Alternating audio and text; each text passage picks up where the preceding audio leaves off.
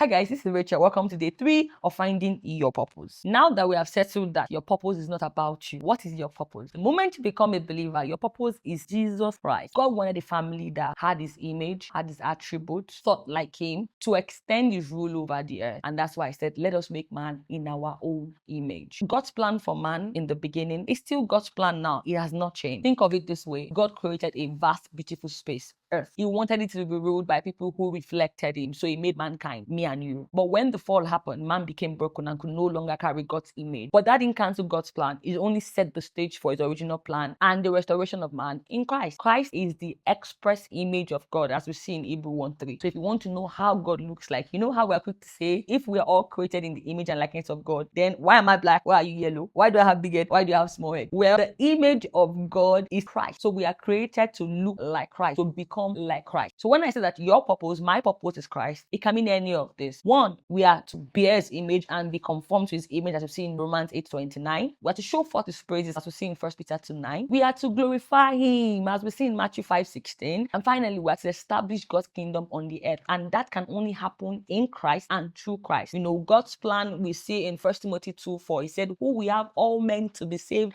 and come to knowledge of the truth. God's plan is to save mankind. For mankind. And only the gospel can save. The gospel is the fact that Jesus Christ died, resurrected on the third day, and is now seated at the right hand of the Father. And when me and you believe in him, we become like him, now are called sons of God. Your purpose is not your job, it's not your career, it's not your assignment. And in the coming video, I'd explain the role of all this in your purpose. But know this and know peace. Your purpose is Christ. Your purpose is to show forth Christ. Your purpose is to glorify God. Your purpose is God's purpose, which is to make sure that your earth is saved. Everything that we are doing must be on that this one. Do you get it? Ask me questions if you don't.